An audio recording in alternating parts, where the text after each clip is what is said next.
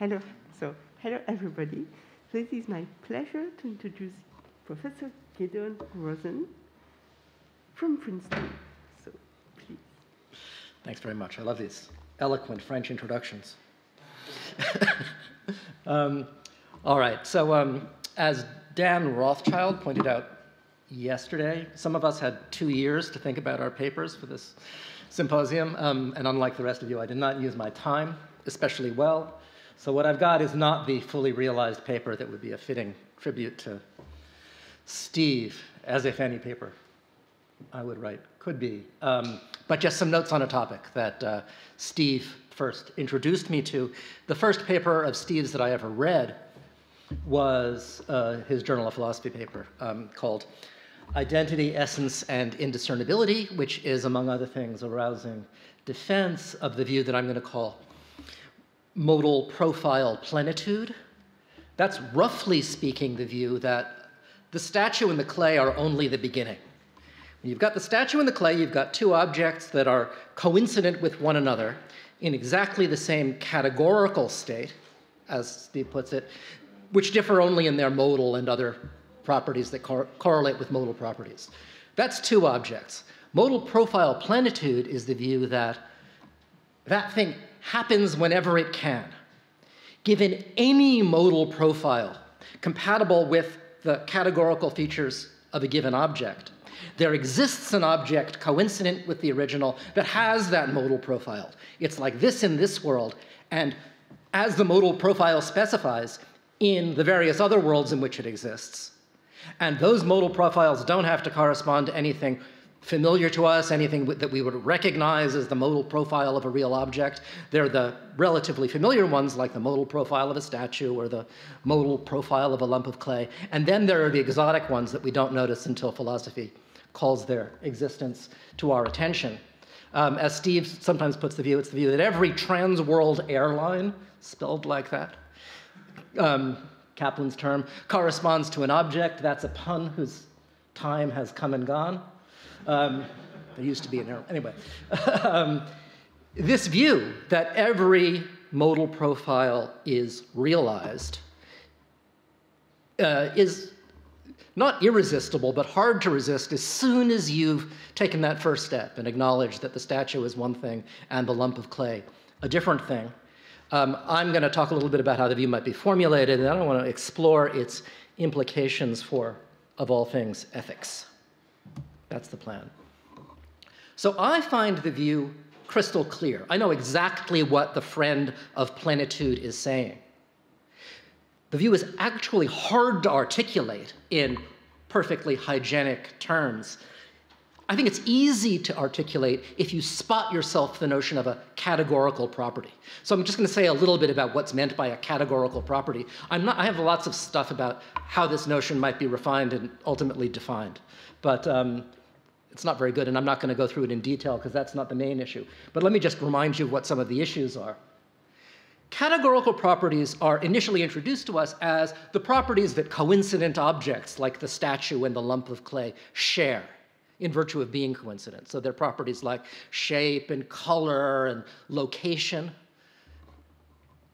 as distinct from modal properties, like the property of being such as to possibly survive certain kinds of changes. Sortal properties, like the property of being a statue. Identity involving properties, like the property of being this very statue.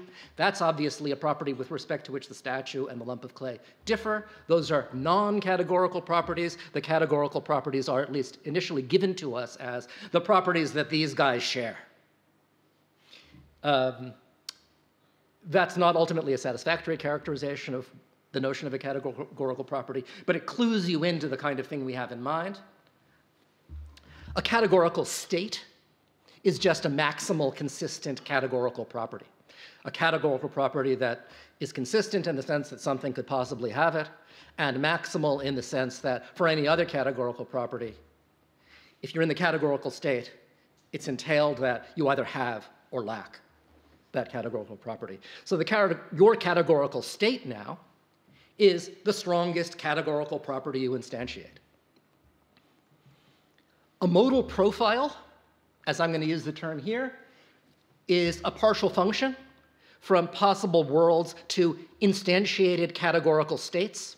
So the function takes a world as input and gives you a categorical state that's instantiated by something at that world as output. So for example, there's a function that outputs your categorical state in W at any world in which Joe Biden is the winner of the 2020 presidential election, but no categorical state in any other world. So if that modal profile corresponds to an object, there's a thing in your shoes right now that's categorically like you at every moment of your existence, would have been categorically like you if you had worn a different hat today or something like that, but which would not have existed if Biden hadn't won the 2020 election. So that's not a familiar sort of thing, but modal profile plenitude is the view that every well-defined modal profile in that sense corresponds to an object, that one included.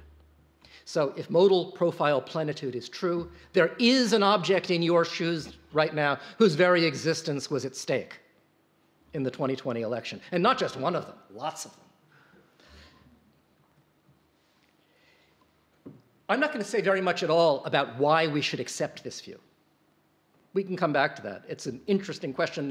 There's more than one reason, none of them dispositive. So if you think the view is ridiculous, especially when you see what it forces you to say, we can talk about what grounds there might be for taking the view seriously. I want to say a little bit about how it might be formulated, and then we'll talk about its implications. The hard notion is the notion of a categorical property. As I first characterized it, it's the sort of property that you and everything coincident with you must share, if you possess it at all. But that's not quite right. So take the property of being 10 feet from a statue, or the property of being coincident with a statue. That's a property that you and everything coincident with you is going to share, or lack. But intuitively, it's funny to have intuitions about a technical notion, but intuitively, that property of being 10 feet from a statue is modally entangled in a way that precludes its being a categorical property. The categorical properties are supposed to be silent on how things stand modally. That property isn't. So this isn't an adequate definition. You could fix it up. You could say a property is categorical if and only if it's necessarily shared among coincidents, and its definition involves only properties that satisfy that condition. So this is an invocation of a little bit of hyperintentional apparatus, the idea that properties have definitions. And it might be useful in this context. The property of being 10 feet from a statue is a property that's necessarily shared among coincident objects, but intuitively, the definition of that property involves the notion of a statue. And the property of being a statue is not invariably shared among coincidents. So this would at least exclude that counterexample, and something like this might be made to work. But even if it could be made to draw the line in the right place, it's not the kind of definition that I would be looking for the following reason. If that draws the line in the right place, it only does so on the assumption that modal profile plenitude is true. But suppose you're a monist. You're one of these people who thinks there's only one object in a given place. So for example, the sort of monist who thinks that in the vicinity of any given material object, the only thing there is a quantity of matter that survives over time and in other worlds, so long as that quantity of matter remains intact. So this is a view on which there are no statues, strictly speaking.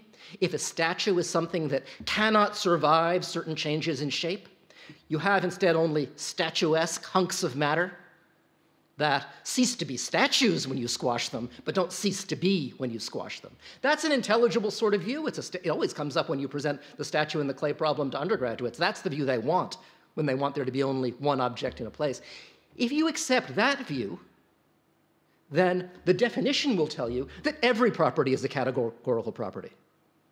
But I'm thinking that the monist and the pluralist can agree in classifying, for example, red as a categorical property, but the property of being a statue or the property of being possibly green as a non-categorical property, even though they disagree in their metaphysics on this point. And I think it's a desideratum that an account of the categorical, non-categorical distinction should track whatever these guys are tracking when they agree. Of course, whether a thing is red or not depends just on how it is. Whether a thing is possibly green depends on how it might have been, so that's not going to count as a categorical property.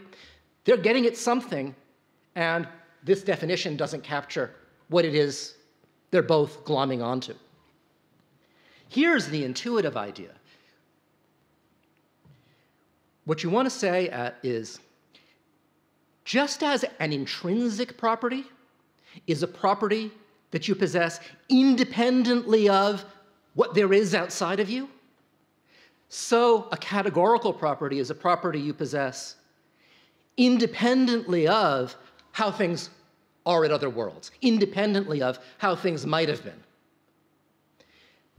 That's the intuitive idea, and the problem is to characterize the relevant notion of independence. It would be excellent if we could characterize the notion of a categorical property in this way using only modal notions, possibly, necessarily, and so on. And that may be possible. There are complicated proposals along these lines, and there may be some that actually draw the line in the right place. But the most straightforward way of elaborating this proposal in purely modal terms doesn't work. Suppose, as might be the case, that everything that's red is also possibly green. A natural view to have before you get worried about this kind of metaphysics. On this view, whether you're red is not independent of how things stand in other worlds, if by independent you mean modally independent. Because if you're red, then as a matter of necessity, you're also possibly green, so there are other possible worlds in which you are green. And what I don't know is a good intuitive trick for filtering out these bad implications. The fact that red entails possibly green can't make red non-categorical in the intended sense. So here's the thought that I would like to elaborate more carefully. The fact that X is red may have implications for how things stand in other worlds, but it doesn't obtain in virtue of how things stand in other worlds. What makes you red is not that you're possibly green, even though being red entails that you're possibly green. Maybe it does. So the categorical features may not be modally independent of how things stand elsewhere in other worlds, but they should be explanatorily independent of how things stand in other worlds. So this gets closer, it seems, to the idea that everyone is tracking when they agree that possibly green is not a categorical property, but red, maybe. A property is categorical even only if and only if, for all possible objects, if X is F or not F in a given world, that's so wholly in virtue of how things stand with the objects in that world. That in virtue of means grounds, or is grounded by the way. So this is the claim that the categorical properties are grounded in the features that in the properties and relations that connect you only to your worldmates, but not to things in other worlds. Whereas the fact that you're possibly green, that, if we're speaking in these terms, obtains in virtue of the fact that you have a counterpart in some other possible world who's green. So that's a property that fails this test. Possession of it is not grounded exclusively in how things stand with you and your worldmates, whereas red, for all we've said, might pass this test.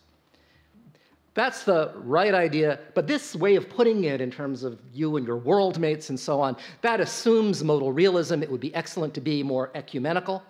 And what I have on the next couple of slides is a way of doing that. I'm not going to try to say this carefully, because it's actually not essential for what we're going to say. The idea is, when we were speaking like modal realists a second ago, we had this property, the property of having a counterpart in another world that's green. And when that kind of thing grounds being F, F is not categorical.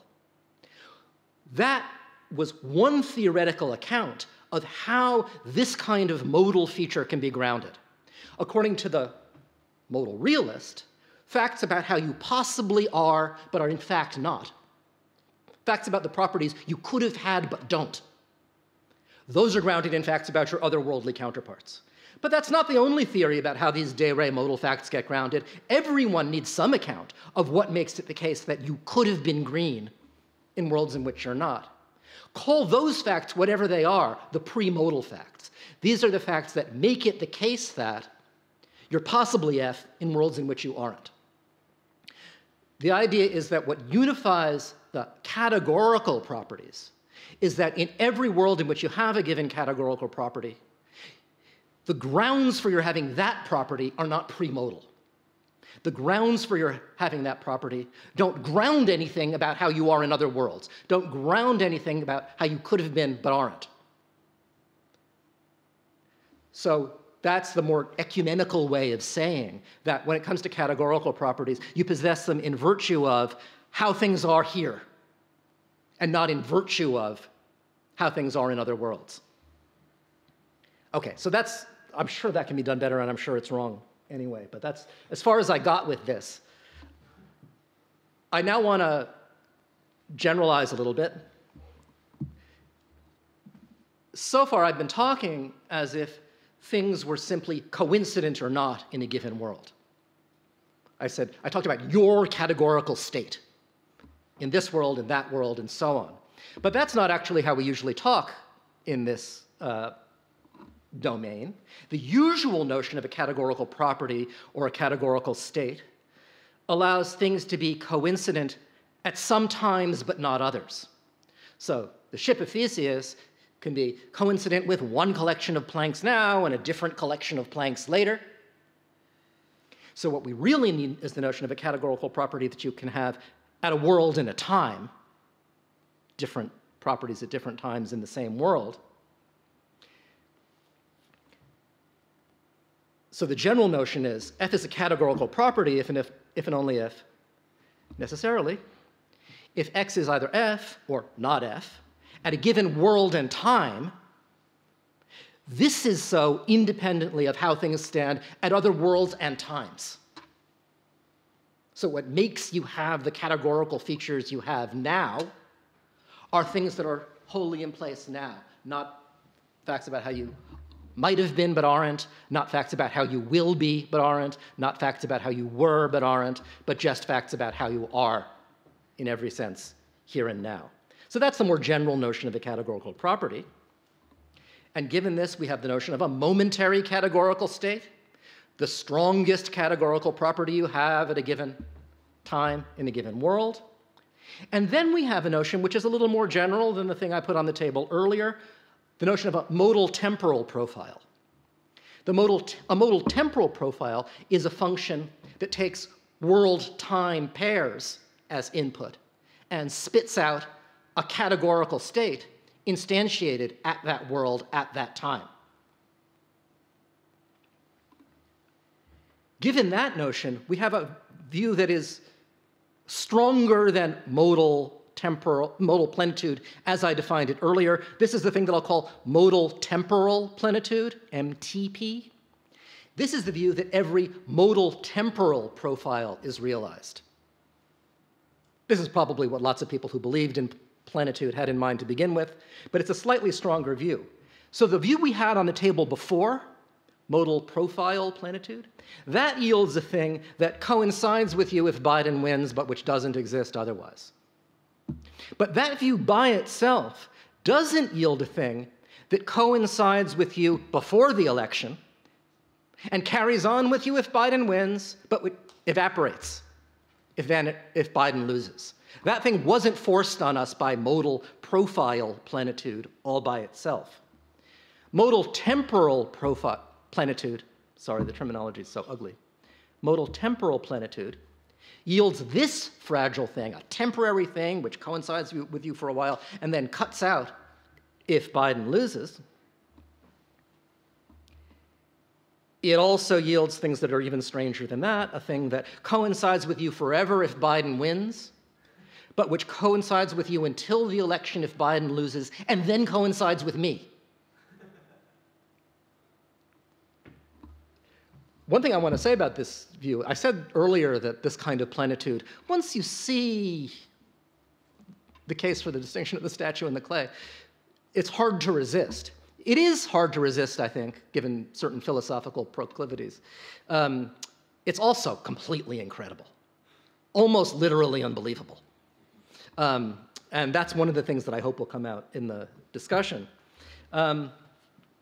This modal temporal plenitude that I just described, it's equivalent to the original view, modal profile plenitude, given orthodox four-dimensionalism. That is the kind of four-dimensionalism according to which every filled region of space-time corresponds to an object that it persists by perduring. Every material object is a four-dimensional worm, and every four-dimensional worm corresponding to an arbitrary filled region of space-time exists.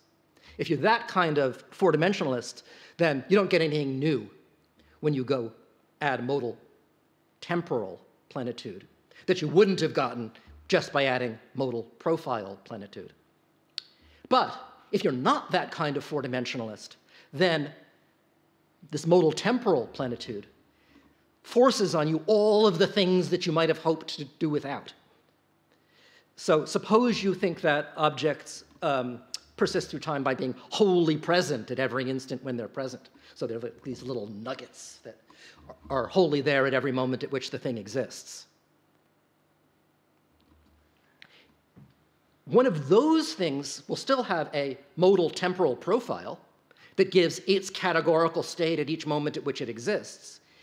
That view by itself doesn't give you short-lived things, truncated things, things that jump around in space-time all by itself. But if you add modal temporal plenitude to that sort of view, you get all of those things back.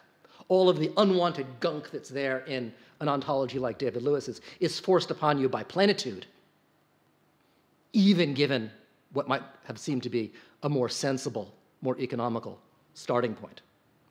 So I'm going to talk about modal temporal plenitude from now on. And the main feature of it that raises the questions I want to discuss is this. Suppose I sneeze at noon.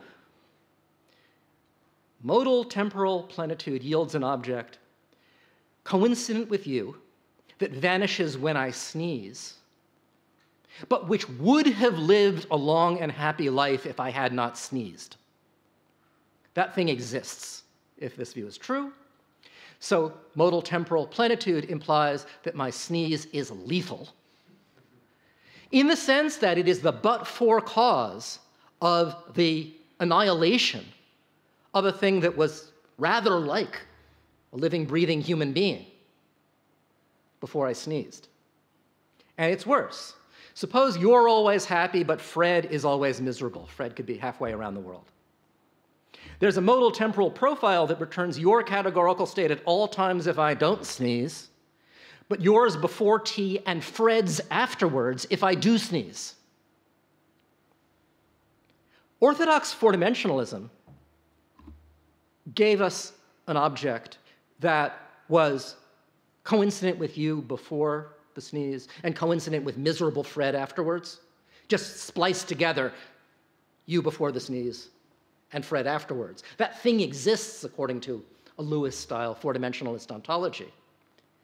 What this modal temporal plenitude adds is that not only does that scattered thing exist, there's a thing which becomes miserable when I sneeze because I sneezed, which wouldn't have become miserable if I hadn't sneezed. So it imposes, it adds objects whose fates are causally sensitive to everything we do in radically disturbing ways, or what seem to be, what you might think are radically disturbing ways. All right, suppose the oracle of philosophy tells us this is true. These things really exist. It implies that everything we do has surprising, sometimes wonderful, sometimes lethal consequences for the lives of things that are, at least in many respects, rather like us.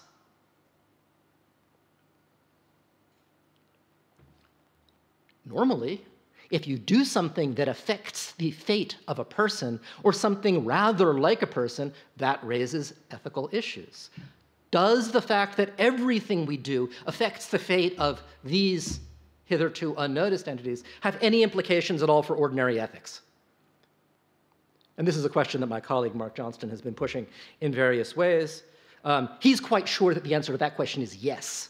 As soon as you acknowledge these things or any of the other odd inhabitants of the material world that various ontologies force upon us unbidden, as soon as you acknowledge that the empirical world is cluttered with things rather like us that are affected in surprising ways by the things we do, all of ethics goes to hell. That's Johnston's thesis, from which he concludes that we're not parts of the material world or something like that. I'm going to argue, or argue is the wrong word, I'm going to assert to the contrary.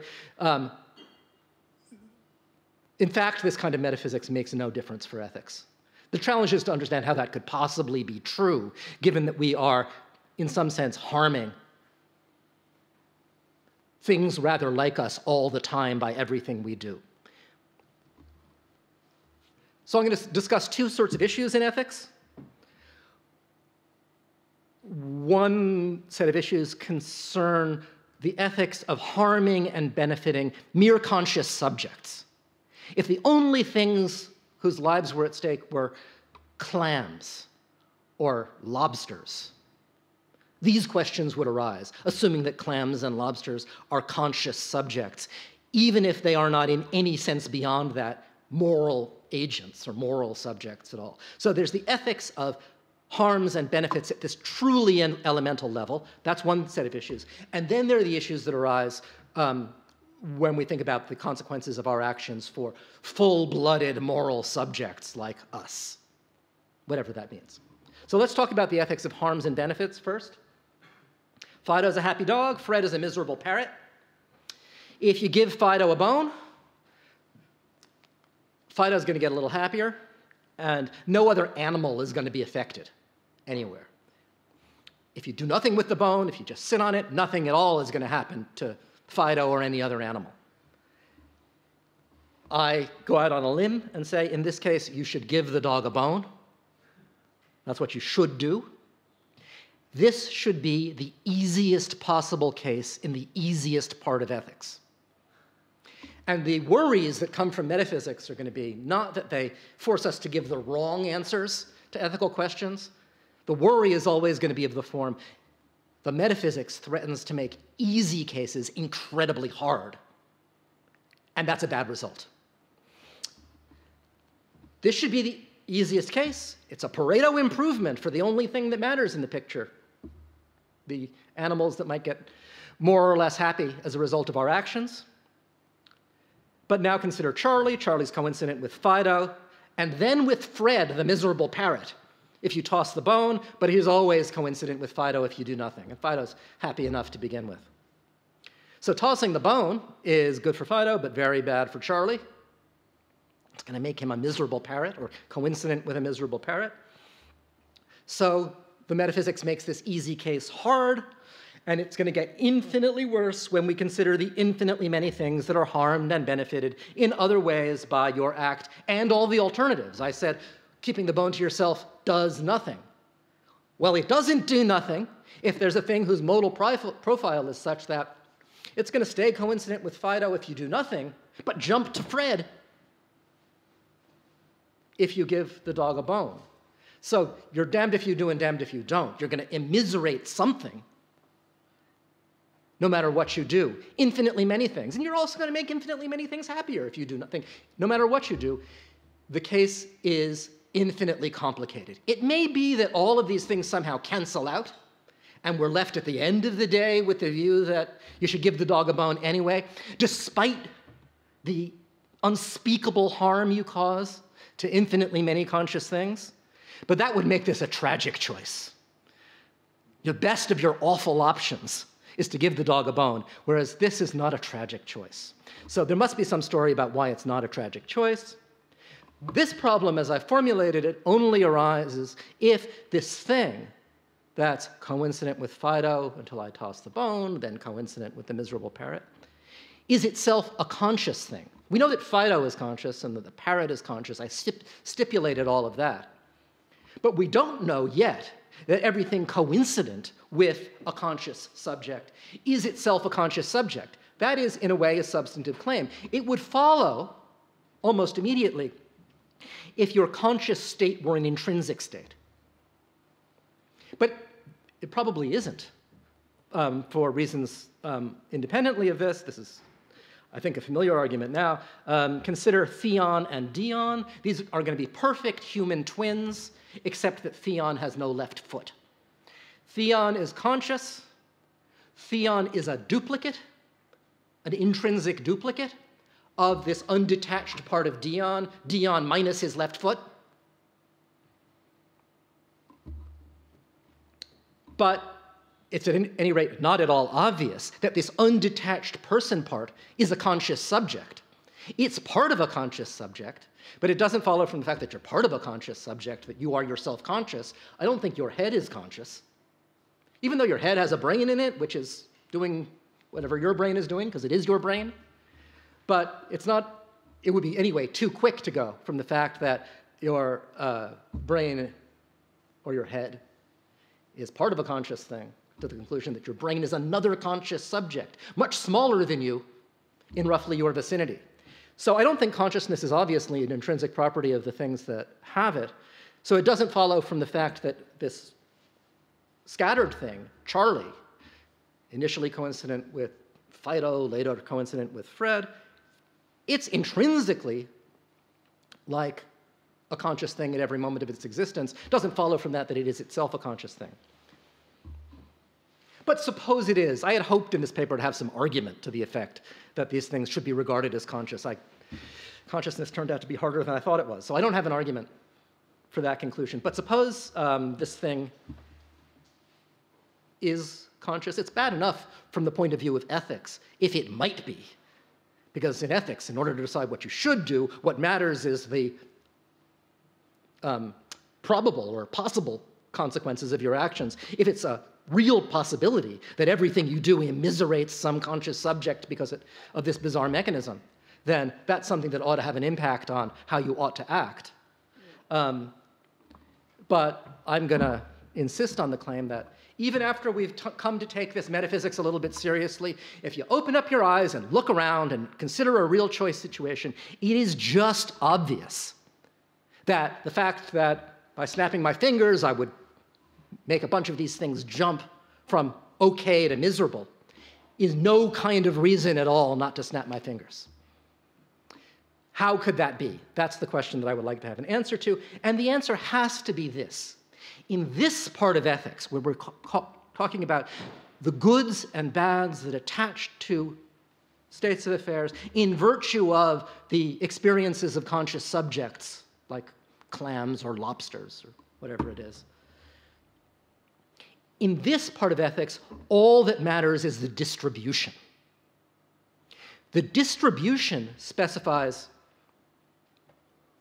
which conscious states are realized at a time, over time, at various regions of space, and which conscious states would be realized if we did this, if we did that. The moral rule, I assert, that governs harms and benefits in this parts of ethics, I don't know what it is, but it tells you what you should do on the basis of considering how the various options open to you would affect the distribution of experiential goods and bads. And adding this metaphysics of plenitude to the picture changes nothing at all relative to our common sense starting point in our thought about how the experiential goods and bads will play out over time and over modal space if we do this or if we do that. So that's, I'm going to suggest, got to be at least a large part of the solution here. If these guys are conscious or might be conscious, then their individual fates, conditional on our actions, don't matter at all, because in general, harms and benefits to individuals don't matter in this part of ethics. All that matters is the way our conduct affects or might affect the distribution of experiential goods and bads.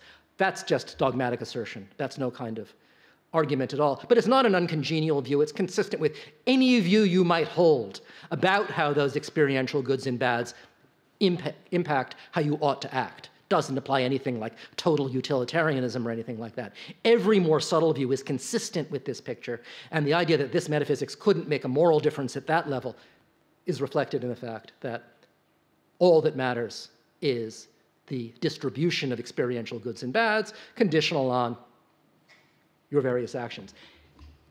You can't say that when we get to the next and more interesting part of ethics. This is the stuff that I really want to talk about because I find it was surprising to me to have some of these thoughts as I was talking.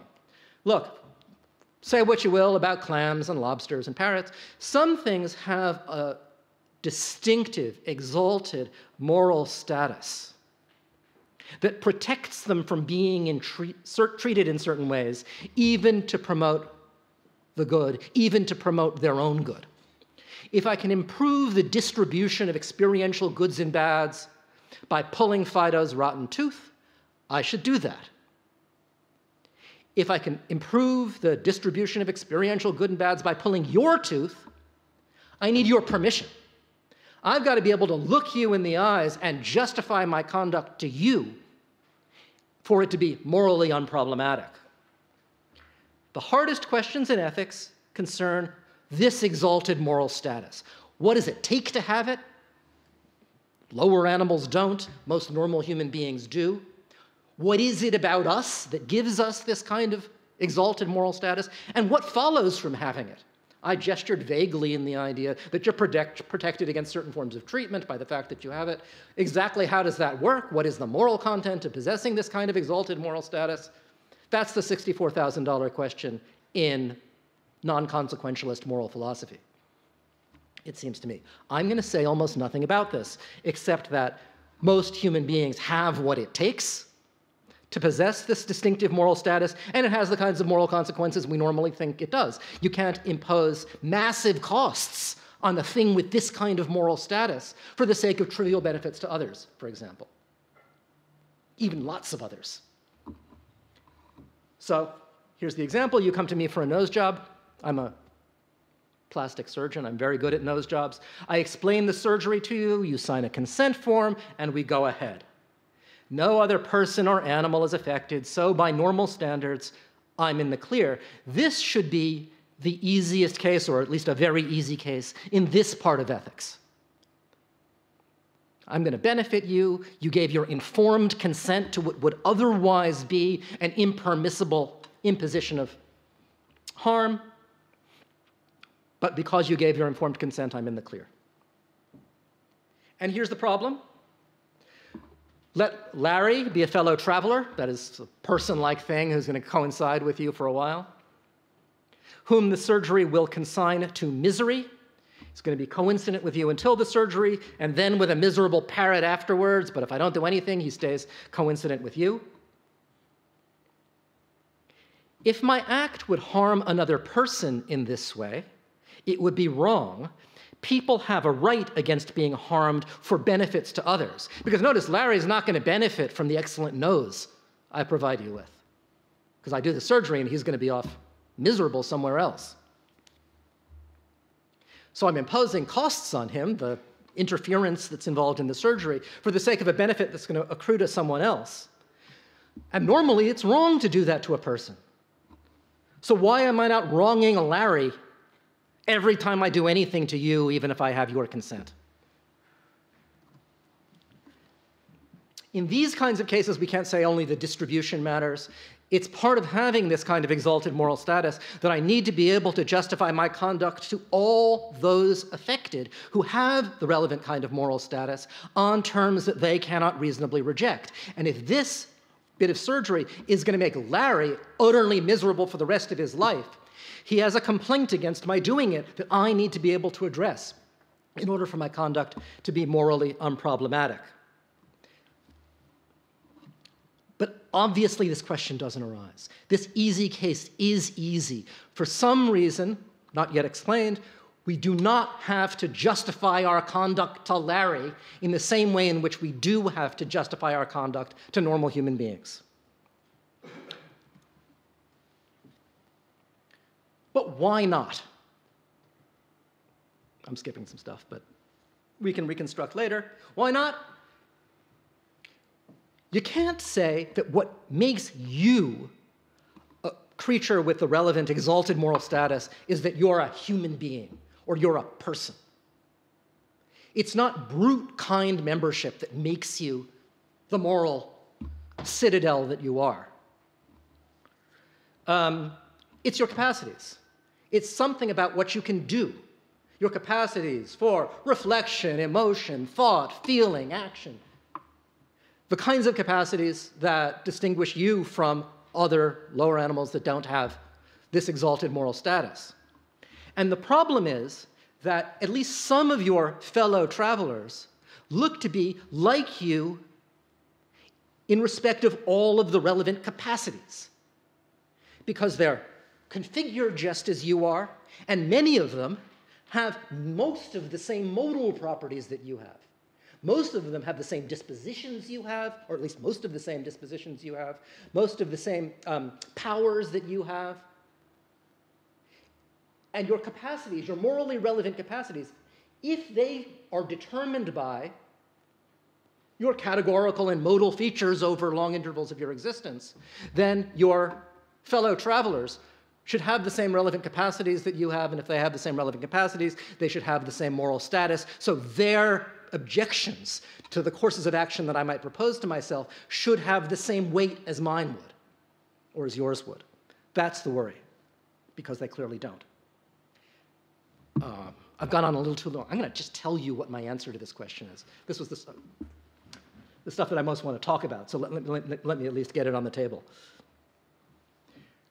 I don't know what the grounds for moral status involve, but I'm going to assume something pretty minimal. They involve the capacity for action, goal-directed action. This can't be sufficient because animals can do this, but it's a necessary condition, or so I'm going to assume for now. And I'm going to argue that these fellow travelers, despite their being similar to you in so many respects, are not agents. They never act. The reason they don't act is that action requires certain elemental psychological capacities, the capacity to combine desires with means-end beliefs to produce intentions.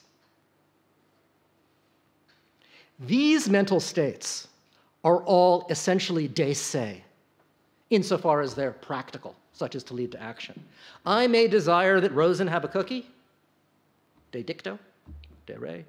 But that desire can only lead me to act if I think that my walking across the room to the cookie jar will get a cookie for Rosen, and then come to want, décès, that I walk across the room, to intend that I walk across the room as a result. You can't do any of the things that feed into the elementary story of intentional action unless you're a subject of décès thought. It'd be great to have a theory of décès thought. Don't have one, don't need one. That's all we need. And now the crucial claim is these oddball entities in your shoes are incapable of décès thought.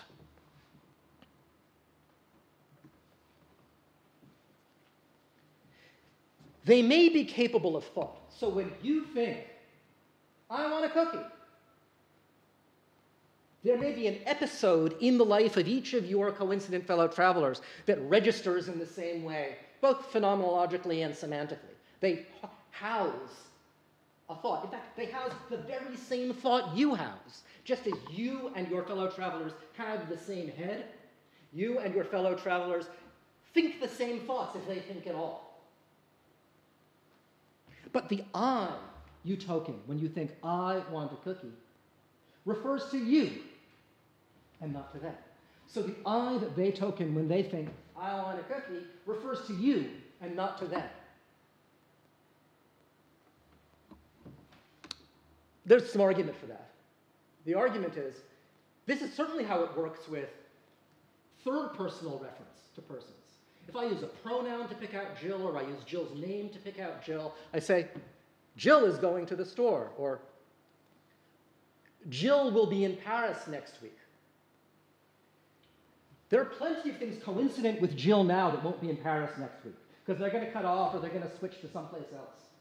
But it's not as if what I say when I say Jill will be in Paris next week is somehow indeterminate in truth value, because I'm talking about lots of things at once, some of whom will be in Paris, some of whom won't. That's not how it works at all. Somehow or other, by the miracles of reference magnetism or whatever constitutes them, third personal pronouns, she, proper names like Jill, manage to glom onto people and not to almost all of the things that are coincident with people.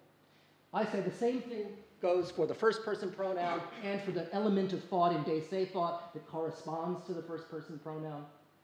And if that's right, if there's only one episode and it's relevantly unambiguous, charity or something like it forces us to say that whenever these pronouns are tokened, they refer to the whole person, a modally and temporally well-behaved person, and not to any of the other things that are coincident with these guys. And that means that when the fellow travelers house these de se thoughts, they're thinking about you.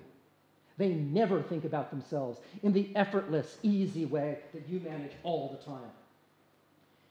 And because they can't think about themselves in that way, they aren't agents, and because they're not agents or anything like agents, they're very strange. They go through their whole lives completely oblivious to their own existence, unless they take a metaphysics class and somehow discover, as they couldn't otherwise have known, by description, that there's a thing corresponding to them. They are so bizarre. I said before that they're so much like people. Why aren't they? They're not much like people at all, because so much that's morally relevant about people involves this capacity for de re thought. They utterly lack it. And so it's no mystery at all that they make no moral difference. Or they don't make the kind of moral difference that people make. So that's a way of saying that this metaphysics, which may be well supported by arguments internal to metaphysics, should leave everything as it is when it comes to this part of ethics. And if that's true, that's good news. Metaphysics can change things at the margins, but if metaphysics overturned our moral lives, that would be a reason to wonder about metaphysics.